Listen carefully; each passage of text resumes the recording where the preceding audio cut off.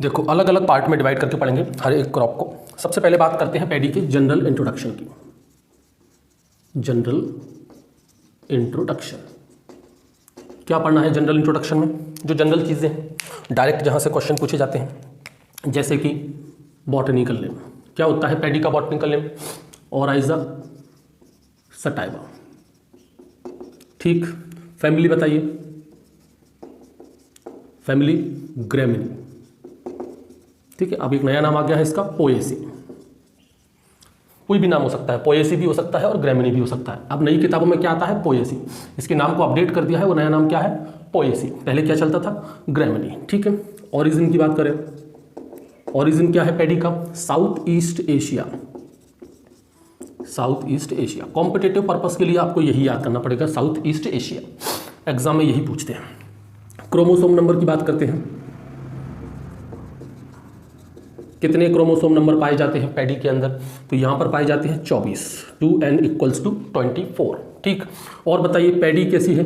Self pollinated crop है। ठीक। तीन तरह की क्रॉप होती हैं, सेल्फ पॉलिनेटेड, क्रॉस पॉलिनेटेड और ऑफन क्रॉस पॉलिनेटेड। ठीक है। पैडी कैसी है? Self pollinated crop. इसके अलावा ये एक C3 प्लांट है। अब C3 एक होता है C4 प्लांट। C3 प्लांट जिनके अंदर C3 साइकिल होती है, C4 प्लांट जिनके अंदर C4 साइकिल होती है। C3 साइकिल मतलब जिसमें सबसे पहला प्रोडक्ट 3 कार्बन वाला होगा, जैसे कि PGA, फॉस्फोग्लिसरिक एसिड। ठीक है। तो C3 साइकिल जिन प्लांट के अंदर होगी उसे C3 प्लांट कहते हैं, जैसे कि अपना पैडी। अब C3 क्या होता है, C4 क्या होता है, इसे डिटेल में हम स्टडी करेंगे प्लांट फिजियोलॉजी में। इसके अलावा पैडी कैसा है? लॉन्ग डे प्लांट है या शॉर्ट डे प्लांट है या डे न्यूट्रल प्लांट है? पैडी खरीफ क्रॉप है। ठीक है। खरीफ के सीजन में उगाया जाता है। तो ट्रिक है, आपको पता है जितनी भी खरीफ वाली क्रॉप है वो सब क्या होती हैं? Short day. कुछ एक्सेप्शंस हैं, डे न्यूट्रल क्रॉप्स को आप याद कर लो बस, और बाकी की फिर एक ट्रिक लगाओ। जितनी भी रबी क्रॉप्स हैं वो सब आपकी लॉन्ग डे रहेंगी और जितनी भी खरीफ क्रॉप्स हैं वो सब आपकी शॉर्ट डे रहेंगी। तो पैडी क्या है? Short day plant. ठीक है। देखो स्पीसीज की बात करते हैं, ये है इंपॉर्टेंट। पैडी की टोटल नंबर ऑफ स्पीसीज जो है वो तो है 24। टोटल कितनी है यहाँ पर? 24 स्पीसीज हैं। इस 24 स्पीसीज में से केवल 2 ही स्पीसीज ऐसी हैं जो कल्टीवेबल हैं, जिनको हम कल्टीवेट करते हैं। कौन कौन सी? एक है ओराइजा, वो फॉर ओराइजा। ठीक है। पूरा नहीं लिखूंगा, वो का मतलब ओराइजा, ओराइजा सटाइवा, और एक है ओराइजा ग्लोवेरिमा। ये 2 ही स्पीसीज ऐसी हैं जिनको हम कल्टीवेट करते हैं। ओराइजा सटाइवा इंडिया के अंदर कल्टीवेट की जाती है, ओराइजा ग्लोवेरिमा ये अफ्रीका के अंदर कल्टीवेट की जाती है। ये आपको याद रखना है। इन 24 में से ही एक स्पीसीज और है, ओराइजा निवोरा। ये एक वाइल्ड स्पीसीज है। ओराइजा निवोरा क्या है? एक वाइल्ड स्पीसीज है। ध्यान रखना, टोटल स्पीसीज कितनी है? 24। 24 में से केवल 2 ही कल्टीवेटेड है, ओराइजा सटाइवा और ओराइजा ग्लोवेरिमा। बाकी की बची 22 वो कैसी हैं? वाइल्ड स्पीसीज हैं। उन 22 में से एक है ओराइजा निवोरा। वैज्ञानिकों की स्टडी, वैज्ञानिकों की जो रिसर्च है वो ये है कि ये जो ओराइजा सटाइवा है वो इसी ओराइजा निवोरा से ही बना है। यानी कि ओराइजा सटाइवा का जो इवोल्यूशन हुआ है वो इस ओराइजा निवोरा से ही हुआ है। इस पर भी क्वेश्चन आ जाता है। हमको बात करनी है यहाँ पर ओराइजा सटाइवा की। देखो इस ओराइजा सटाइवा की भी 3 सब स्पीसीज पाई जाती हैं। फिर कितनी? 3 सब स्पीसीज इसकी पाई जाती है। कौन कौन सी सब स्पीसीज है वो देखो। पहली है यहाँ पर Oryza sativa indica, Oryza sativa indica. दूसरी है ओराइजा सटाइवा जैपोनिका। ठीक। तीसरी है ओराइजा सटाइवा जैवोनिका। ये 3 सब स्पीसीज है किसकी? ओराइजा सटाइवा की। ये तीनों ही आपको याद रखनी है। ओराइजा सटाइवा इंडिका ये इंडिया के अंदर ग्रो की जाती है। इसको ट्रॉपिकल राइस भी कहते हैं। क्या कहते हैं इसको? Tropical rice. Oryza sativa japonica ये जापान के अंदर कल्टीवेट की जाती है और इसको सब ट्रॉपिकल राइस भी कहा जाता है। सब ट्रॉपिकल राइस भी कहा जाता है। ओराइजा सटाइवा जैवोनिका ये इंडोनेशिया के अंदर ग्रो की जाती है और इसको कहा जाता है टेम्परेट राइस। इसको कहा जाता है टेम्परेट राइस।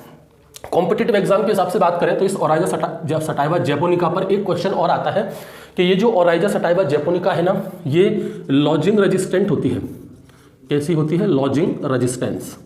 अब लॉजिंग क्या होता है? लॉजिंग का मतलब होता है कि अगर ज़्यादा पानी दे दिया या तेज हवा आंधी आती है तो प्लांट जो है वो ज़मीन पर लेट जाते हैं, गिर जाते हैं। ऐसा क्यों होता है? क्योंकि उनकी जो स्टेम होती है वो काफ़ी कमज़ोर होती है। जिनके तने ज़्यादा मजबूत होंगे वो आंधी तूफान को भी झेल लेते हैं और मिट्टी में अपनी पकड़ बनाकर बिल्कुल सीधे रहते हैं। ठीक है। तो ये लॉजिंग रेजिस्टेंट होती है कौन सी? Oryza sativa japonica. ठीक है। इस पर भी एक आध क्वेश्चन आ जाते हैं।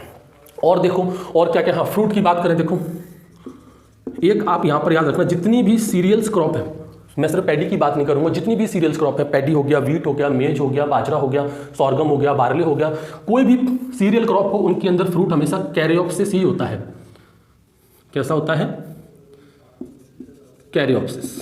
ठीक है, ये आप याद रखना, कोई भी हो, चाहे पैडी हो या वीट हो, फ्रूट टाइप हमेशा कैसा होगा? कैरियोप्सिस। और क्या जनरल बात है? इनफ्लोरोसेंस। इनफ्लोरोसेंस पर भी क्वेश्चन पूछ लेते हैं। इनफ्लोरोसेंस क्या होता है? इनफ्लोरोसेंस एक्चुअली में होता है फ्लावरिंग पोर्शन, प्लांट का वो पार्ट जहां पर फ्लावर आता है, किसी भी प्लांट का वो हिस्सा, वो पार्ट जहां पर फ्लावर निकलता है, उसी को इनफ्लोरोसेंस कहते हैं। सभी प्लांट के अंदर इनफ्लोरोसेंस अलग अलग टाइप की होती है। ठीक है, जैसे राइस की अगर हम बात करें, पैडी की अंदर बात करें, तो यहाँ पर इनफ्लोरोसेंस को कहा जाता है पेनिकल। ये पेनिकल टाइप की जो इनफ्लोरोसेंस है ना, ये एक और क्रॉप के अंदर पाई जाती है जिसका नाम है सॉर्गम। सॉर्गम में भी पेनिकल ही इनफ्लोरोसेंस होती है, मतलब एक जैसी होती है लगभग। तो पैडी के अंदर, राइस के अंदर इनफ्लोरोसेंस कैसी होती है? पेनिकल, जिसको हम कहते हैं क्या? Flowering portion. और क्या है यहाँ पर? देखो, रूट की बात करते हैं। रूट, स्टेम और लीफ, तीन चीजें और देख लेते हैं। राइस के अंदर दो टाइप की रूट पाई जाती हैं। एक होती है सेमिनल रूट। कौन सी? Seminal root. ये सेमिनल रूट जो होती है ना, वो टेम्परेरी रूट होती हैं। कैसी होती है? टेम्परेरी रूट, कुछ ही दिन के लिए। इसके बाद बनती है आपकी क्राउन रूट। हालांकि जो क्राउन रूट है वो सबसे ज़्यादा इंपॉर्टेंस, उसका सबसे ज़्यादा क्वेश्चन पूछे जाते हैं वीट के अंदर, इससे इतना क्वेश्चन नहीं आते। ठीक है, यहाँ पर एक होती है क्राउन रूट, और क्राउन रूट जो होती है वो परमानेंट रूट होती है। क्राउन रूट जो होती है वो परमानेंट रूट होती है। अब बात करते हैं स्टेम की, जिसको अपन अभी डायग्राम में भी देखेंगे। स्टेम, देखो, कोई भी स्टेम हो, स्टेम हमेशा नोड और इंटरनोड से बनती है। जैसे पैडी के अंदर अगर हम स्टेम की बात करें, तो यहाँ पर भी नोड्स और इंटरनोड्स पाए जाते हैं। यानी यहाँ पर भी क्या पाए जाते हैं? नोड्स और इंटरनोड्स। अब नोड्स और इंटरनोड्स क्या होता है वो आप देख लीजिए, यहाँ देखते हैं। देखिए, चलिए पहले तो मैं आपको पूरा यहीं से समझा देता हूँ। जैसे कि मान लीजिए ये हमारी सॉइल सरफेस है, और यहाँ पर हमने अपना सीड बो दिया है। हमें पता है सीड के अंदर दो पार्ट होते हैं, एक होता है प्लम्यूल और एक होता है रेडिकल। ठीक है, जो रेडिकल वाला पार्ट होगा ना, उससे जो रूट बनती है, जैसे कि मान लो कि ये है रेडिकल। ठीक है, इस रेडिकल से ये जो रूट बन रही है ना, इसी रूट को तो कहते हैं सेमिनल रूट।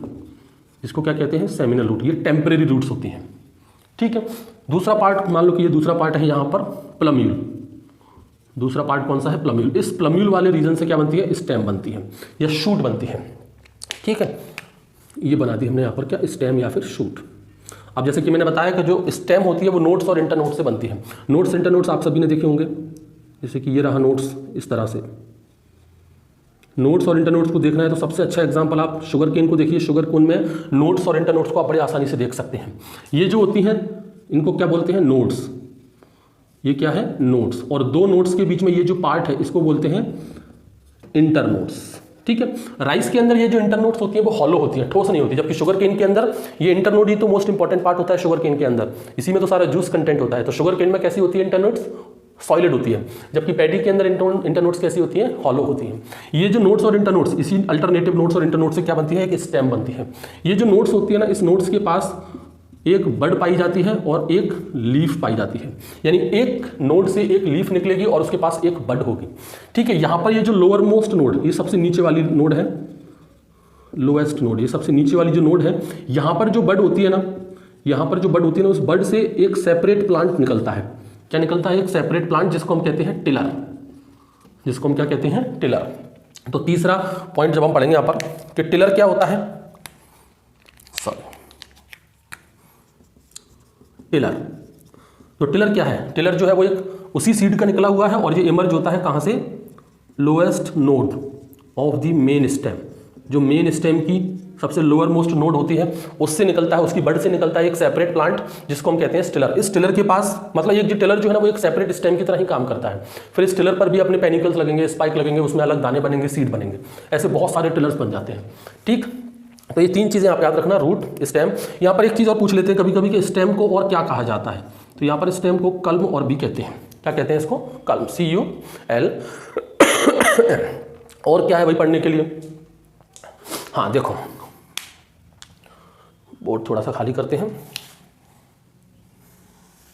कुछ और जनरल चीजें हैं, जैसे कि टेस्ट वेट पर क्वेश्चन पूछ लेते हैं कभी कभी। टेस्ट वेट समझते हैं आप?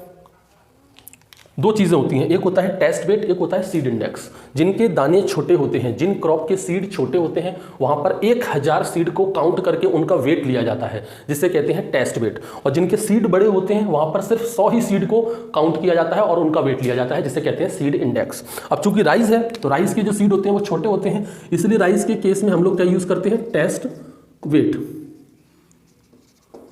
राइस के केस में हम लोग यूज़ करते हैं टेस्ट वेट। टेस्ट वेट का मतलब होता है 1000 सीड वेट, ठीक है। तो राइस का जो टेस्ट वेट होता है वो 24 ग्राम होता है। कितना होता है? 24 ग्राम।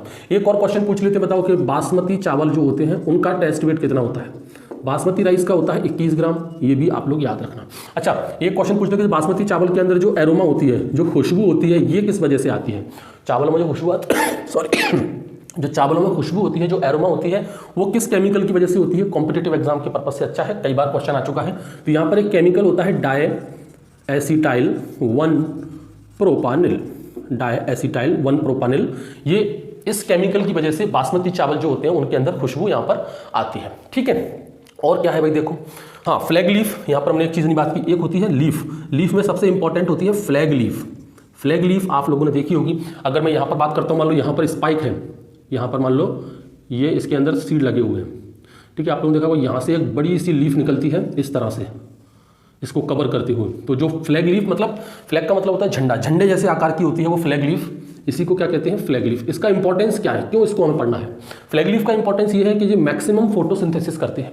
लगभग टोटल फोटोसिंथेसिस का 56% फोटोसिंथेसिस अकेली फ्लैग लीफ ही कर देती है। इसलिए फ्लैग लीफ काफ़ी इंपॉर्टेंट है ग्रेन प्रोडक्शन के लिए, इसलिए फ्लैग लीफ को तोड़ा नहीं जाता। ये फ्लैग लीफ ही कह सकते हैं अपन कि जो इन्फ्लोरेसेंस वाला पार्ट होता है उसको फ्लैग लीफ ही कवर करके रखती है, ठीक है। तो ये सबसे ज़्यादा फोटोसिंथेसिस करती है, वो भी कितना? लगभग टोटल फोटोसिंथेसिस का 56%। और देखो, आपने एक देखा होगा, जो राइस का सीड होता है वो 2 कवरिंग उनके ऊपर होती हैं।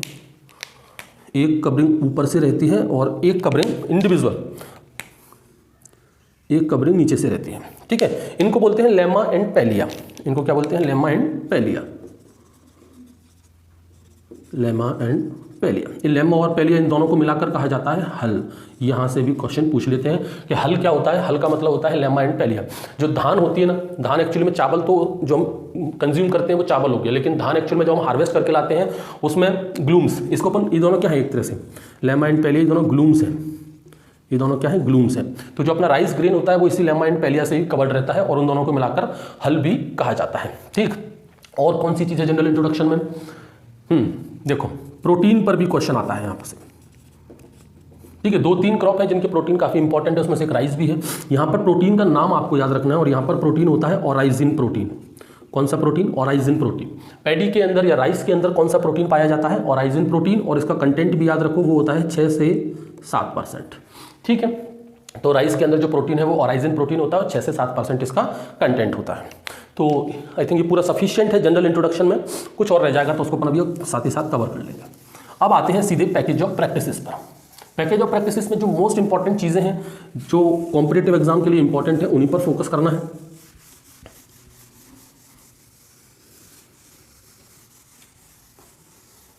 देखो, सबसे पहले हम बात करते हैं सॉइल एंड क्लाइमेट की।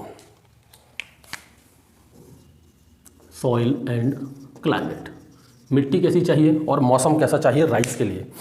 देखो, ये तो हमें पता है। पहले बात कर लेते हैं चलो सॉइल की। देखो, राइस को वाटर बहुत ज़्यादा रिक्वायरमेंट है, उसकी पूरी लाइफ साइकिल में वाटर ही वाटर उसको चाहिए, पूरा पानी में ही रहती है वो। तो हमें ऐसी सॉइल चाहिए जिसकी वाटर होल्डिंग कैपेसिटी बहुत ज़्यादा हो। तो सबसे ज़्यादा वाटर होल्डिंग कैपेसिटी होती है क्ले सॉइल की, ठीक है। तो यहाँ पर हम यूज़ करते हैं clay loam soil. Clay loam soil is the best soil. सबसे बेहतरीन सॉइल जो मानी जाती है पैडी के कल्टीवेशन के लिए वो है क्ले लोम सॉइल। पीएच से भी कभी कभी क्वेश्चन पूछ लेते हैं कि पीएच कितना होना चाहिए। तो 4 से 6 इसका पीएच होना चाहिए, जो कि कैसा हो गया? स्लाइटली एसिडिक, ठीक है। ये आप याद रखना कि जिस मिट्टी को हम यूज़ कर रहे हैं, क्ले लोम सॉइल को हम यूज़ कर रहे हैं, उसका पीएच 4 से 6 के बीच में होना चाहिए, मतलब वो स्लाइटली एसिडिक होनी चाहिए, ठीक। ये तो होगी सॉइल की बात। अब बात करते हैं यहाँ पर क्लाइमेट की। क्लाइमेट में आपको क्या क्या देखना है? पहली चीज़, खरीफ क्रॉप है, हम सभी जानते हैं, ठीक है। अब खरीफ क्रॉप है तो खरीफ के मौसम में क्या रहता है? गर्म मौसम रहता है, ह्यूमिडिटी रहती है, और पैडी को वही चाहिए, यानी कि इसको वार्म एंड ह्यूमिड क्लाइमेट की रिक्वायरमेंट है। वार्म एंड ह्यूमिड क्लाइमेट की इसको रिक्वायरमेंट है, किसको? पैडी को वार्म एंड ह्यूमिड क्लाइमेट चाहिए। टेम्परेचर से क्वेश्चन पूछ लेते हैं कि बताइए ऑप्टिमम टेम्परेचर क्या है राइस की ग्रोथ के लिए, उसकी फेवरेबल ग्रोथ के लिए उसका फेवरेबल टेम्परेचर, ऑप्टिमम टेम्परेचर क्या है। तो वो ऑप्टिमम टेम्परेचर होता है 20 से लेकर 35 डिग्री सेल्सियस। ठीक है, कई किताबों में आपको 21 से लेकर 37 डिग्री सेल्सियस भी मिल जाएगा। तो दोनों ही सही है, जो भी आप फॉलो करो। ठीक है, 20 से लेकर 35 या 21 से लेकर 37 डिग्री सेल्सियस। अब देखो यहाँ पर क्वेश्चन पूछ लेते हैं कि बताओ ऑप्टिमम टेम्परेचर ब्लूमिंग स्टेज में कितना चाहिए रहता है। ब्लूमिंग का मतलब होता है फ्लावरिंग स्टेज। जब आप सबसे ऊपर वाली जो इंटरनोड होती है जब वो फूलने लगती है, स्वेलिंग उसमें आने लगती है। स्वेलिंग का मतलब उसमें सब इन्फ्लोरेसेंस बाहर निकलने वाली है। तो ब्लूमिंग का मतलब होता है फ्लावरिंग स्टेज, जब इन्फ्लोरेसेंस बाहर निकल कर आती है। ब्लूमिंग मतलब फ्लावरिंग स्टेज की शुरुआत होना। तो ब्लूमिंग स्टेज पर जब ब्लूमिंग होती है उस वक्त ऑप्टिमम टेम्परेचर कितना चाहिए, यहाँ से भी क्वेश्चन आता है। उस वक्त टेम्परेचर चाहिए 26 से लेकर 29 डिग्री सेल्सियस। ठीक है, पूछ लेते हैं तो राइपनिंग के टाइम पर क्या टेम्परेचर चाहिए। तो हम सभी जानते हैं राइपनिंग के टाइम पर आते आते अक्टूबर का टाइम लग जाता है, सितंबर का टाइम लग जाता है, और टेम्परेचर को थोड़ा सा उनको कम टेम्परेचर चाहिए राइपनिंग के लिए। ठीक है, तो राइपनिंग के लिए चाहिए यहाँ पर 20 से लेकर 22 डिग्री सेल्सियस टेम्परेचर। यहाँ पर रेंज क्या दी है, 20 से लेकर 35 डिग्री या 21 से लेकर 37 डिग्री। इसको मान लेते हैं चलो मैक्सिमम को। क्या हो अगर 37 डिग्री सेल्सियस से ज़्यादा टेम्परेचर हो जाए तो क्या इसकी ग्रोथ पर अफेक्ट पड़ेगा, पड़ेगा। जब 37 डिग्री सेल्सियस से ज़्यादा टेम्परेचर चला जाए और स्पेशली अगर फ्लावरिंग के टाइम पर चला जाए तो क्या होगा, जो पॉलन ग्रेन्स हैं वो जल जाएंगे। पॉलन ग्रेन्स क्या जल जाएंगे। जब पॉलन ग्रेन जल जाएंगे तो उससे पॉलिनेशन जो है वो रिड्यूस हो जाएगा। पॉलिनेशन यहाँ पर रिड्यूस होगा, पॉलिनेशन रिड्यूस होगा तो फर्टिलाइजेशन भी यहाँ पर रिड्यूस हो जाएगा। फर्टिलाइजेशन रिड्यूस होगा तो यहाँ पर जाइगोट भी नहीं बनेंगे। जाइगोट नहीं बनेंगे तो यहाँ पर एम्ब्रियो भी नहीं बनेंगे। एम्ब्रियो नहीं बनेंगे तो यहाँ पर सीड भी नहीं बनेंगे। मतलब ऑटोमेटिकली जो प्रोडक्शन है वो भी कम हो जाएगा। ठीक है, ऑटोमेटिकली जब 37 डिग्री सेल्सियस से ज़्यादा टेम्परेचर जाता है तो पॉलन ग्रेन जल जाते हैं। पॉलन ग्रेन जलने से उसका पॉलिनेशन कम हो जाएगा। पॉलिनेशन कम होगा तो फर्टिलाइजेशन नहीं होगा। जो फीमेल पार्ट है वो ऐसा कैसा रखा रह जाएगा, फ्यूजन होगा ही नहीं, जाइगोट बनेगा नहीं, एम्ब्रियो बनेगा नहीं, सीड बनेगा नहीं, तो प्रोडक्शन ऑटोमेटिकली कम हो जाएगा। क्या हो अगर टेम्परेचर 20 डिग्री सेल्सियस से नीचे चला जाए, क्योंकि 20 से 35 है या 21 से 37 है, मैक्सिमम 37, मिनिमम 21 के चलते 20 से अगर कम हो तो क्या होगा। देखो राइस जो है वो हाईली सेंसिटिव क्रॉप है, फोटो सेंसिटिव क्रॉप है, लाइट के लिए बहुत ज़्यादा सेंसिटिव है। अगर 20 से कम जाता है टेम्परेचर तो यहाँ पर इम्परफेक्ट फिलिंग होने लगेगी। इम्परफेक्ट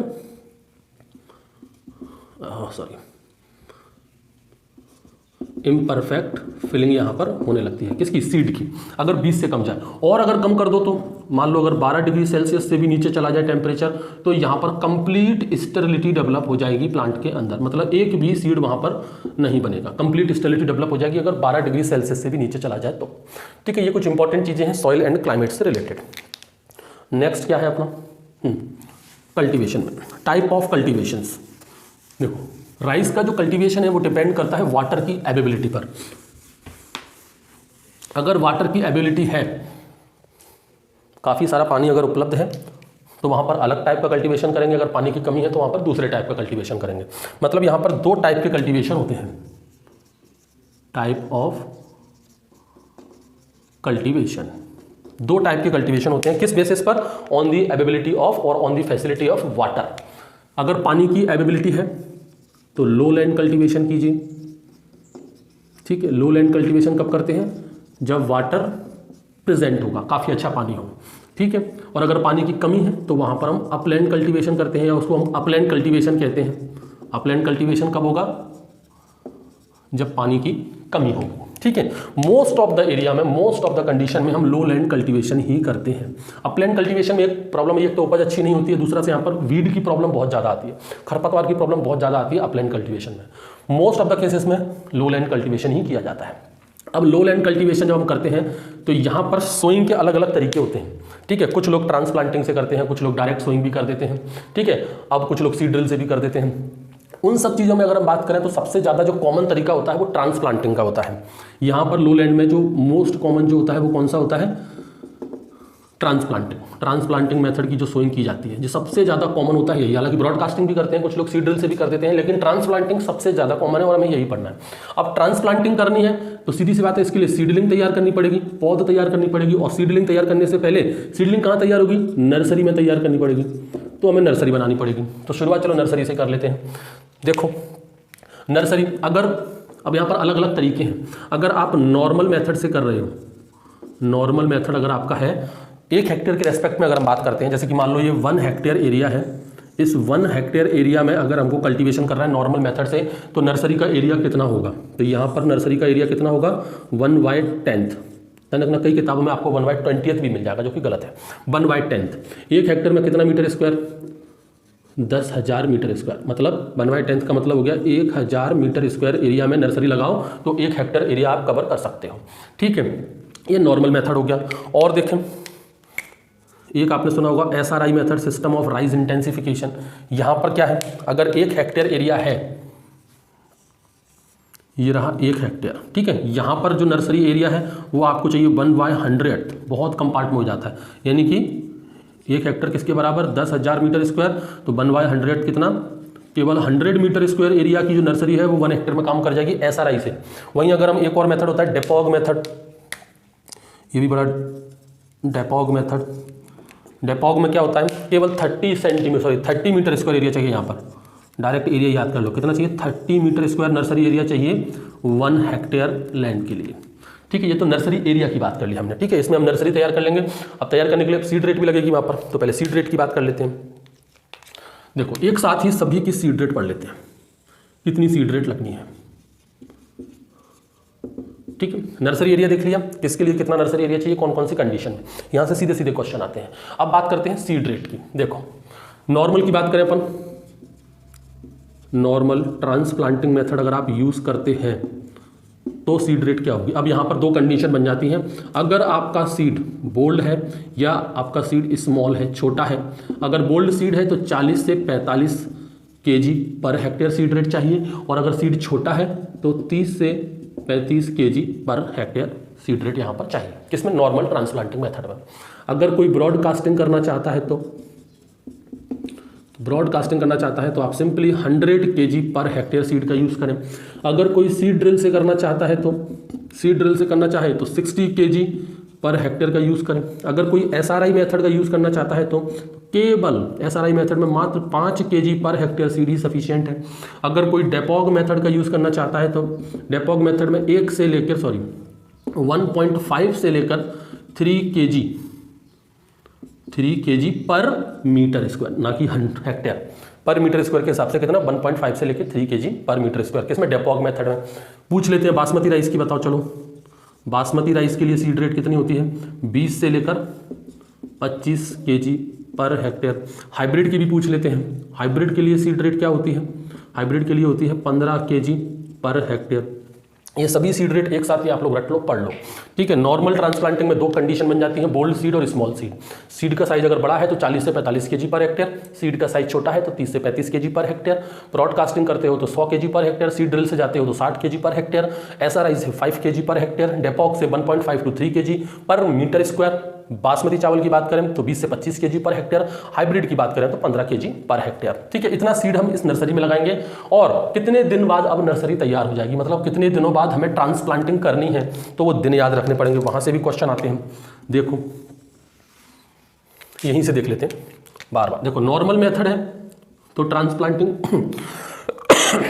अगर नॉर्मल मेथड है तो आपकी ट्रांसप्लांटिंग 25 से 30 दिन के अंदर तैयार हो जाती है।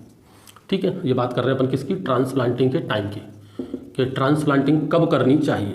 नॉर्मल मेथड है तो 25 से 30 दिन के अंदर ट्रांसप्लांटिंग आपकी रेडी हो जाएगी। SRI की अगर हम बात करें तो 12 दिन के अंदर तैयार हो जाएगी। एक क्वेश्चन डेपॉग से पूछ लेते हैं। डेपॉग का अगर यूज़ कर रहे हैं तो 11 से लेके 14 दिन के अंदर ट्रांसप्लांटिंग आप कर सकते हो। बस ये 3 की ही आपकी ट्रांसप्लांटिंग टाइम आपको याद रखना है। ठीक है, जब आप इसको मेन फील्ड में बोओगे, मेन फील्ड में जब इसकी ट्रांसप्लांटिंग करोगे तो वहाँ पर आप कितनी पौध एक बार में एक जगह पर लगाओगे? क्या सिर्फ एक प्लांट को ही एक जगह पर लगाओगे? नहीं, वहाँ पर हमको 2 से 3 प्लांट लगाने पड़ते हैं, मतलब 2 से 3 सीडलिंग पर हिल जिसको हम कहते हैं। ठीक है, तो जब आप सोइंग करोगे मेन फील्ड के अंदर आप जब सोइंग करोगे तो एक जगह पर आप सिर्फ एक पौध नहीं रखोगे, वहाँ पर आप 2 से 3 सीडलिंग, कितनी? 2 से 3 सीडलिंग आप रखोगे पर हिल्स। मतलब हिल्स का मतलब उस एक जगह पर आप कितनी सीडलिंग को बोगे? 2 से 3 सीडलिंग नॉर्मल कंडीशन में। वहीं अगर मैं डेपॉग की बात करूं तो डेपॉग मेथड में बात करें तो 5 से 6 सीडलिंग लगाई जाती हैं एक हिल्स पर। कितनी 5 से 6 सीडलिंग, ये आप याद रखना। नॉर्मल जो ट्रांसप्लांटिंग मेथड है उसमें एक जगह पर, एक पॉइंट पर 2 से 3 सीडलिंग, 2 से 3 पौधे एक जगह पर लगाए जाते हैं। 2 से 3 लगाने का मतलब ये है कि उनमें से एक तो कोई ना कोई ग्रो हो ही जाएगा। अगर आपने मान लो एक ही पौधा लगा दिया, वो ग्रो नहीं हुआ तो 2 से 3 सीडलिंग लगाई जाती हैं। वहीं डेपोक में 5 से 6 सीडलिंग लगाई जाती हैं पर हिल। ठीक है, यहीं से आप स्पेसिंग भी देख लो। स्पेसिंग क्या रखते हैं, नॉर्मल की बात हो रही है, स्पेसिंग में भी 2 ही याद रखना है। स्पेसिंग रखते हैं 20 × 15। 20 मतलब रो टू रो और 15 मतलब यहाँ पर प्लांट टू प्लांट। ठीक है, वहीं अगर मैं SRI मेथड की बात करूँ तो SRI मेथड में हम स्क्वायर प्लांटिंग करते हैं 25 × 25 सेंटीमीटर वाली। ये स्पेसिंग आपको याद रखनी है बस, इसके अलावा और कुछ याद नहीं रखना। अब यहाँ पर सोइंग टाइम देख लेते हैं जो इंपॉर्टेंट है, ऊपर जगह है सोइंग टाइम। देखो 3 तरह का होता है यहाँ पर, पहला अस, दूसरा अमन और तीसरा बोरो। ठीक है, अस जो होता है ना, इसको ऑटमन भी कहते हैं और इसको प्री खरीफ भी कहते हैं। ठीक है, अमन जो होता है ना, इसको अघानी भी कहते हैं और इसी को कहते हैं खरीफ। जो most of the farmer cultivate करते हैं वो इसी में करते हैं, अमन, अघानी और खरीफ में। एक होता है बोरो। ठीक है, और यहाँ पर बस आपको सोइंग टाइम याद रखना है कब करते हैं। औस में अपन क्या करते हैं, प्री खरीफ। खरीफ कब आता है अपने, जून जुलाई में। यहाँ पर प्री खरीफ की बात हो रही है, मतलब यहाँ पर जो सोइंग होगी वो मई और जून में हो जाएगी। ठीक है, हार्वेस्टिंग आपकी सितंबर अक्टूबर में आप कर सकते हो। मोस्ट इंपॉर्टेंट है सोइंग टाइम। सोइंग टाइम औस, ऑटमन या प्री खरीफ में क्या रखते हैं अपन, मई और जून। ठीक है, अमन इसको अघानी भी कहते हैं, इसको खरीफ भी कहते हैं। यहाँ पर रखते हैं जून जुलाई, यही है सबसे ज़्यादा इंपॉर्टेंट, अमन। ठीक है, हम लोग जो कल्टीवेट करते हैं वो इसी सीजन में करते हैं, अमन, जिसको अघानी या खरीफ भी बोलते हैं, जून जुलाई में जाकर। ठीक है, एक होता है बोरो में हम करते हैं सोइंग टाइम जनवरी टू फरवरी। ये जो बोरो शब्द है ना, ये वेस्ट बंगाल में यूज़ किया जाता है। वहीं एक शब्द और होता है डलुआ, ये शब्द यूज़ किया जाता है उड़ीसा के अंदर। बात एक ही है, डलुआ कहो या बोरो कहो। बोरो शब्द क्या है आपका, वेस्ट बंगाली शब्द है, वेस्ट बंगाल में बोरो शब्द का यूज़ करते हैं। डलुआ शब्द उड़ीसा में यूज़ करते हैं। बात एक ही है, बोरो या डलुआ कहो, बस डलुआ उड़ीसा में बोलते हैं, बोरो वेस्ट बंगाल में बोलते हैं। तो ये 3 तरह की सोइंग होती है, औस, अमन और बोरो। ठीक है, और देखो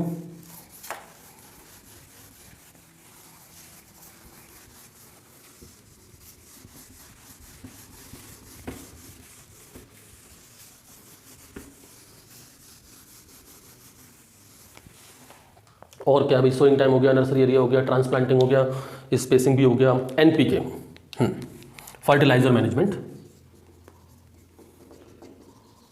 फर्टिलाइजर देखो, पहले तो सिंपल NPK याद रखो, कितना NPK इसमें चाहिए। ठीक है, ये NPK क्या है आपका, kg पर हेक्टेयर में हम बात करेंगे। ठीक है, कितना NPK चाहिए, 100, 60, 60। और क्या क्या लगता है न्यूट्रिएंट पे, यहाँ पर नर्सरी में हम जिंक को भी डालते हैं। तो जिंक जो है उसमें ZnSO4 से मिलता है। कितना जिंक डालते हैं, 40 kg पर हेक्टेयर। ठीक, वेट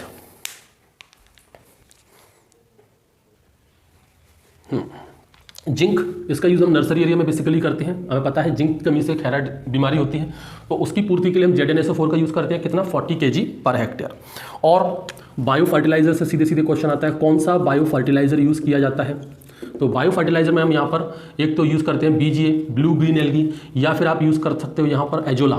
ठीक है, आप एजोला का भी यूज़ कर सकते हो। कितना, 25 kg पर हेक्टेयर के हिसाब से। ठीक है, बायो फर्टिलाइजर में आप BGA या फिर एजोला। और बैक्टीरिया की अगर हम बात करें, यहाँ पर एक बैक्टीरिया भी यूज़ कर सकते हो, एजोस्पाइरुलम। ठीक है, कई जगह पर आपको एजेटोबैक्टर भी मिल सकता है। ठीक, ये जो BGA है आपका, ब्लू ग्रीन एल्गी या एजोला, ये कितना यूज़ करेंगे हम, 25 kg पर हेक्टेयर। और बैक्टीरिया में भी अपन यूज़ कर सकते हैं, एजोस्पाइरुलम या फिर एजेटोबैक्टर का। सिलिका का भी यूज़ किया जाता है कभी कभी। वैसे तो सिलिका की कमी नहीं होती, लेकिन अगर सिलिका अगर आपको देना हो फील्ड में तो आप सिलिका कैसे दोगे। यहाँ पर हम यूज़ करते हैं बेसिक स्लैग अप्लाई करते हैं। किसके लिए, सिलिका डेफिशिएंसी के लिए। जिस फील्ड में सिलिका की कमी हो वहाँ पर सिलिका की पूर्ति के लिए हम क्या देते हैं, बेसिक स्लैग। अब देखो यहाँ पर जो NPK बेसिकली आपका जो नाइट्रोजन है उसका लॉस बहुत ज़्यादा होता है, वॉलेटिलाइजेशन लॉस होता है, यहाँ पर आपका लीचिंग प्रॉब्लम होती है, डीनाइट्रिफिकेशन ज़्यादा होता है। तो इन सब चीज़ों को कंट्रोल करने के लिए, क्योंकि हमें पता है राइस जो है वो एक वाटर लॉक्ड कंडीशन में होता है, पानी पूरा की पूरा भरा हुआ रहता है, ऑक्सीजन की कमी रहती है, इसलिए वहाँ पर रिड्यूस्ड जोन बन जाते हैं। राइस के फील्ड में कैसा रहता है, रिड्यूस्ड जोन रहते हैं, मतलब रिड्यूस्ड का मतलब यहाँ पर ऑक्सीजन की कमी होती है क्योंकि वो वाटर लॉक्ड कंडीशन होती है। तो क्वेश्चन ये आता है कभी भी रिड्यूस्ड जोन में हमें नाइट्रेट फर्टिलाइजर नहीं देने चाहिए। अगर रिड्यूस्ड जोन में आप नाइट्रेट फर्टिलाइजर देते हो तो सारा की सारा नाइट्रोजन लीच आउट हो जाएगा, वेस्ट हो जाएगा, इसलिए रिड्यूस्ड जोन में हमको अमोनिकल फर्टिलाइजर ही देने चाहिए। रिड्यूस्ड जोन में हमें अमोनिकल फर्टिलाइजर देने चाहिए, ठीक है। तो क्वेश्चन ये पूछ लेते हैं कि फिर नाइट्रेट फर्टिलाइजर कब देने चाहिए, तो नाइट्रेट फर्टिलाइजर हमें देना चाहिए ऑक्सीडाइज्ड जोन में, ऑक्सीडाइज्ड जोन में जहां पर पानी ना हो, जहां पर फील्ड में पानी ना भरा हो, तब वहां पर ऑक्सीडाइज्ड जोन मतलब ऑक्सीजन की प्रेजेंस होती है, तो वहां पर आप नाइट्रेट फर्टिलाइजर का यूज कर सकते हो। रिड्यूस्ड जोन आप फील्ड में यूज कर सकते हो, कब, रिड्यूस्ड जोन का मतलब जब फील्ड में वाटर भरा हो, तो वहां पर आप अमोनिकल फर्टिलाइजर का यूज कर सकते हो, ठीक। ये मोस्ट इंपॉर्टेंट, चाहो तो आप एक चीज और लिख सकते हो यहाँ पर कि जो मेन नाइट्रोजन लॉस होता है, जो नाइट्रोजन लॉस होता है वो 3 चीज़ों से होता है राइस फील्ड के अंदर। एक तो होता है डीनाइट्रिफिकेशन, एक होता है डीनाइट्रिफिकेशन, दूसरा होता है लीचिंग और तीसरा होता है वोलेटिलाइजेशन। इन तीनों से ही नाइट्रोजन का लॉस होता है। इन तीनों से बचने के लिए ही हम ये मेथड का यूज़ करते हैं कि रिड्यूस्ड जोन में अमोनिकल फर्टिलाइजर दें और ऑक्सीडाइज्ड जोन में नाइट्रेट फर्टिलाइजर को दें। अब देखो, ये तो बात हुई फर्टिलाइजर की। इसमें बेस्ट फर्टिलाइजर अगर हम बात करें तो वो है आपका अमोनियम सल्फेट या अमोनियम क्लोराइड। अब बात करते हैं इरिगेशन की।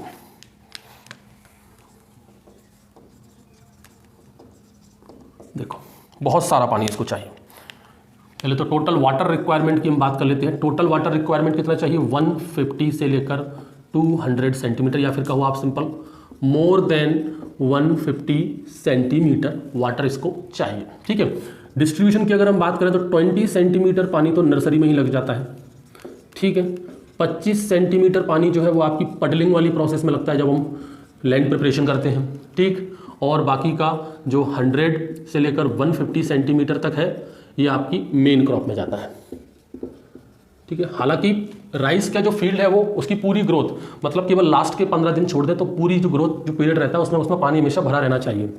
इनिशियल 1 मंथ की अगर मैं बात करूँ, इनिशियल जो पहला महीना होता है उसमें राइस के अंदर 1 इंच पानी भरा होना चाहिए, ठीक है। बाकी के जो लास्ट के जो 2 मंथ होते हैं आपके, आखिरी के जो 2 मंथ होते हैं उसमें 2 इंच पानी या फिर कहो 5 सेंटीमीटर वाटर भरा ही होना चाहिए, ठीक है भाई। अगर हम इरिगेशन की बात करें तो यहाँ पर क्रिटिकल स्टेज पर भी क्वेश्चन पूछ लेते हैं कि कौन कौन सी क्रिटिकल स्टेज है इरिगेशन की, यहाँ पर हमको इरिगेशन देना चाहिए। तो 2 है, एक तो है आपकी टिलरिंग स्टेज, एक है टिलरिंग स्टेज और दूसरी है बूटिंग स्टेज। बूटिंग स्टेज मैंने आपको बताया था, फ्लॉबरिंग स्टेज का इनिशिएशन होता है बूटिंग स्टेज, फ्लॉबरिंग आने वाली होती है बूटिंग स्टेज में। सर गेट लगा दो। तो क्रिटिकल स्टेज में आपके 2 रहते हैं, एक टिलरिंग स्टेज और दूसरा रहता है आपका बूटिंग स्टेज। टिलरिंग स्टेज जब टिलर्स बनते हैं, इस वक्त हमें, हालांकि मैंने कहा पानी तो आपको देना ही देना पड़ेगा, वाटर तो आपको हमेशा देना है, ठीक है, एक टिलरिंग स्टेज में भी। और बूटिंग स्टेज ये क्रिटिकल स्टेज है कि अगर मान लो पानी की थोड़ी बहुत भी कमी होती है तो इस स्टेज पर तो आपको पानी देना ही देना है, एक टिलरिंग स्टेज पर और एक बूटिंग स्टेज पर, ठीक है। ये तो अपनी बात हो गई किसकी, इरीगेशन की। और क्या रह गया, देखो इरीगेशन में कुछ तो नहीं पढ़ना अपन को, नहीं। हाँ, एक चीज़ और पूछ लेते हैं कि ज़्यादातर हमको पता है कि जो वाटर लॉक्ड कंडीशन होती है उसमें आपके पानी अगर किसी फील्ड में भरा हो, कोई दूसरी क्रॉप हो राइस के अलावा, तो वो उसमें पड़ी सड़ जाएगी, गल जाएगी पानी के अंदर। राइस क्यों नहीं गलता, राइस क्यों नहीं सड़ता? राइस की फील्ड में तो हमेशा पानी भरा रहता है, लेकिन फिर भी राइस कभी सड़ता नहीं है। क्यों नहीं सड़ता? क्योंकि राइस के अंदर एक एरेनकाइमेटस टिश्यू पाए जाते हैं, ये है मेन कारण। एरेनकाइमेटस टिश्यू इसके अंदर पाए जाते हैं। ये एरेनकाइमेटस टिश्यू में मतलब क्या होता है, इनके टिश्यू के अंदर एयर स्पेस होते हैं जिससे ऑक्सीजन सप्लाई हमको मिलती रहती है। पानी के अंदर डूबे होने के बाद भी इनको ऑक्सीजन सप्लाई प्रॉपर्ली होती है। क्यों? क्योंकि उनके प्लांट में एरेनकाइमेटस टिश्यू पाए जाते हैं, इसलिए जो वाटर लॉक्ड कंडीशन में भी सर्वाइव कर लेते हैं पैडी। अगर यही पानी अगर आप वीट के फील्ड में भर दो या किसी दूसरे क्रॉप के लिए दे दो तो पूरी की पूरी फसल सड़ जाएगी, गल जाएगी, लेकिन पैडी नहीं गलता। क्यों? एरेनकाइमेटस टिश्यू की वजह से। और क्या है नेक्स्ट अपना? हाँ देखो, वीड मैनेजमेंट। कुछ ही नहीं पढ़ना, यहाँ पर 3-4 चीज़ें याद रखनी है वीड मैनेजमेंट में। एक तो वीड, एक ही वीड है जिसने नाक में दम कर रखा है और वो है इकाइनोक्लोआ स्पीसीज। इकाइनोक्लोआ स्पीसीज यही है। सॉरी, अगर आप अपलैंड कल्टीवेशन करते हैं ना तो ये स्पीसीज आपको इतना परेशान कर देगी, ये खरपतवार इतना परेशान कर देगा। सिर्फ इसी खरपतवार की वजह से लोग अपलैंड कल्टीवेशन नहीं करते, लोलैंड कल्टीवेशन ही करते हैं, लेकिन फिर भी ये इकाइनोक्लोआ स्पीसीज काफ़ी ज़्यादा प्रॉब्लम क्रिएट करता है वीट में, ठीक है। यहाँ पर 2 हर्बिसाइड का नाम याद कर लो, एक होता है आपका प्री इमर्जेंस और एक आपका पोस्ट इमर्जेंस, ठीक है। प्री इमर्जेंस में आप यहाँ पर याद कर लो मचेटी के नाम से आता है मार्केट में, ब्यूटाक्लोर जिसको अपन बोलते हैं, ब्यूटाक्लोर। ये तो प्री इमरजेंस में, बस एक ये याद रखो, और एक पोस्ट इमरजेंस में आप याद रखो प्रोपानिल। मार्केट नेम क्या है इसका? स्टाम्प। ये है आपका कौन सा? Post emergence. बस इतनी कहानी आपको याद रखनी है वीड मैनेजमेंट में, और इससे ज़्यादा कुछ नहीं पूछते। और क्या है भाई, अब आ जाओ हाँ सीधे हार्वेस्टिंग पर और स्टोरेज और यील्ड पर। इधर ही देख लेते हैं, काफ़ी जगह है। देखो हार्वेस्टिंग कब करोगे? कभी देखा है आप लोगों ने पैडी को ड्राई होते हुए? हार्वेस्टिंग में आप देखना जो उसका पेनिकल वाला पार्ट होता है जिसमें सीड होते हैं, जो स्पाइक होती है उसकी, वो एकदम से बिल्कुल गोल्डन येलो कलर की हो जाती है। उसकी जो स्पाइक है वो कैसी हो जाती है? गोल्डन येलो कलर की, गोल्डन येलो कलर की हो जाती है। तब आप उसे हार्वेस्ट कर दो। ठीक है, एक तो क्वेश्चन यहाँ से बन जाता है। एक क्वेश्चन बनता है कि किस सीड के अंदर कितना मॉइस्चर कंटेंट होना चाहिए तब हार्वेस्ट करना चाहिए। तो सीड के अंदर जब 20% मॉइस्चर कंटेंट हो तब आप हार्वेस्ट करो। ठीक है, फिर बोलते हैं कि बताओ स्टोरेज के लिए कितना मॉइस्चर कंटेंट होना चाहिए? तो 12% मॉइस्चर कंटेंट पर हम स्टोर कर सकते हैं। उपज की बात करें, यील्ड से अब कभी क्वेश्चन नहीं पूछे जाते, फिर भी आप लोग याद रख लो। देसी वेराइटी अगर है आपकी तो 15 से 20 कुंटल पर हेक्टेयर उपज हो जाती है। वहीं अगर आपकी हाइब्रिड वेराइटी है तो यहाँ पर अच्छा खासा होता है, 50 से 60 कुंटल पर हेक्टेयर। बस याद भले ही मत करना, कोई ज़रूरत नहीं है, कोई क्वेश्चन यहाँ से नहीं पूछते। ठीक है, ये तो अपन ने बात की पैकेज ऑफ प्रैक्टिसेस की। अब बात कर लेते हैं यहाँ पर कुछ और इंपॉर्टेंट चीज़ें, पोस्ट हार्वेस्ट मैनेजमेंट या पोस्ट हार्वेस्ट प्रोसेस बोल सकते हैं, मैनेजमेंट तो नहीं, क्योंकि पोस्ट हार्वेस्टिंग होने के बाद भी कुछ और प्रोसेस इसके अंदर होती हैं। भाई हार्वेस्टिंग में तो हमने क्या किया? पैडी मिला है, हमको चाहिए क्या? हमारा कंज्यूमेबल पार्ट क्या है? राइस पैडी में समझ गए ना क्या अंतर? मैंने आपको बताया था, जैसे कि ये रहा सीड, इस सीड के ऊपर दो चीज़ें, ये सीड जो होता है वो कवर्ड रहता है दो चीज़ों से, दो लेयर से, इनको हम ग्लूम्स बोलते हैं। दो लेयर से ये कवर्ड रहता है ऐसे, जिसमें से एक को बोलते हैं लेमा एंड एक को बोलते हैं पेलिया। एक को बोलते हैं क्या? लेमा, और एक को बोलते हैं क्या? पेलिया। ठीक है, ये लेमा एंड पेलिया इन दोनों को मिलाकर क्या बोलते हैं? हल बोलते हैं। इन्हीं दोनों को मिलाकर क्या बोलते हैं अपन? हल बोलते हैं। तो जब इन दोनों को जब आप रिमूव करोगे तब इसके अंदर आपको क्या मिलेगा? राइस, और इसी राइस को आप क्या करोगे? कंज्यूम करोगे। आप कभी पैडी, अभी ये क्या है? ये जो टोटल पूरा है आपका, ये क्या है? ये पैडी है। पैडी आप कंज्यूम नहीं कर सकते क्योंकि इसके ऊपर अब क्या भी लेमा एंड पेलिया है, जिसको हल भी बोलते हैं अपन। ठीक है, जिसको क्या बोलते हैं? हल। तो आपको ये लेमा एंड पेलिया हटाना पड़ेगा, तब राइस निकलेगा, फिर उस राइस को आप कंज्यूम करोगे। तो इस लेमा एंड पेलिया को हटाने की जो प्रोसेस होती है, इस हल को रिमूव करने की जो प्रोसेस होती है ना, उसको बोलते हैं हलिंग। सॉरी, उसको बोलते हैं क्या? डी हलिंग। उसको क्या बोलते हैं? D हलिंग।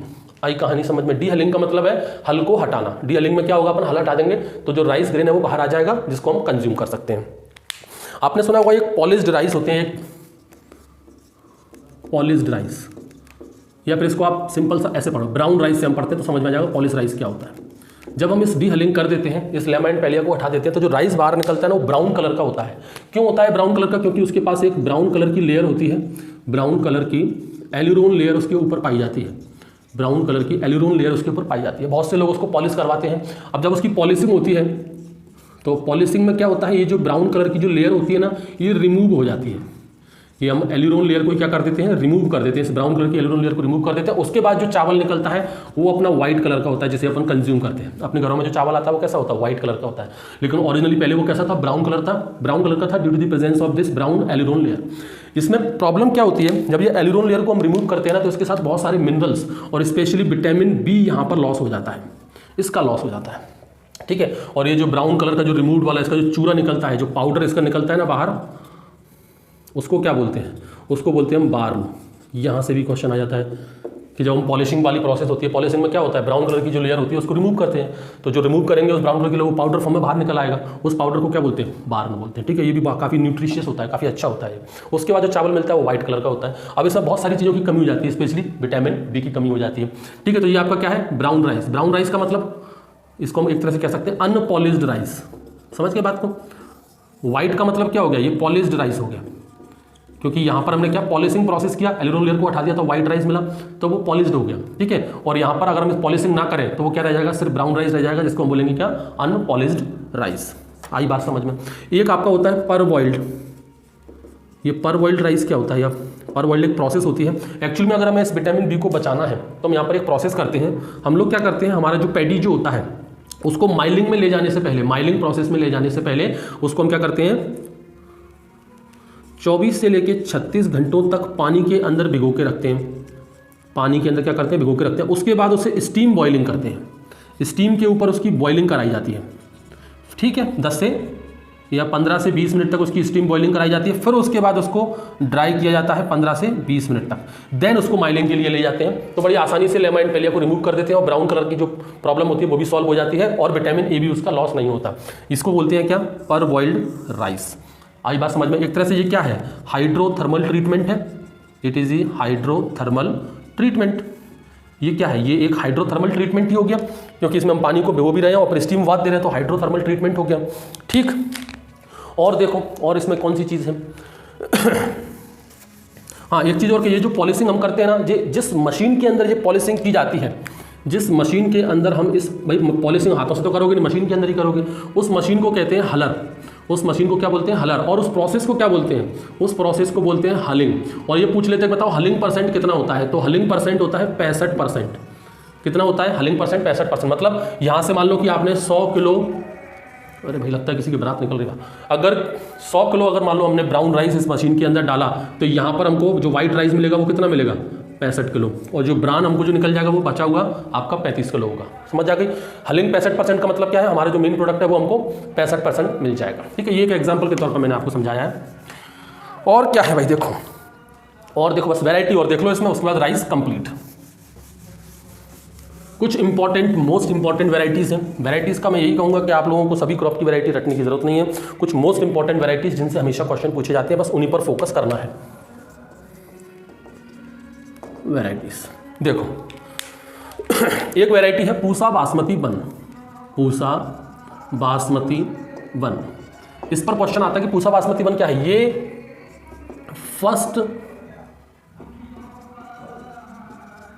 First aromatic rice variety है, वो भी कैसी, ड्वार्फ, या फिर कह सकते हो आप सेमी ड्वार्फ। और आप ये भी कह सकते हो कि पूसा बासमती, ये कह सकते हैं कि ये वर्ल्ड की सबसे पहली, वर्ल्ड की फर्स्ट हाई यील्डिंग, वर्ल्ड की फर्स्ट हाई यील्डिंग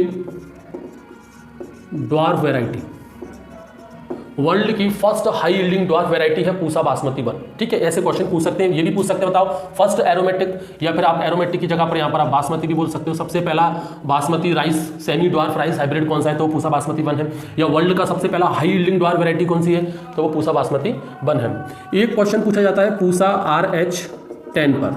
ये पूसा RH10 क्या है, देखो पूसा RH10 पर पूछा जाता है कि ये सबसे पहला एरोमेटिक राइस हाइब्रिड, ध्यान रखना ये बासमती नहीं है लेकिन एरोमेटिक है, aromatic hybrid of the rice, aromatic hybrid of the rice, Pusa RH10। ये फर्स्ट एरोमेटिक हाइब्रिड है राइस का।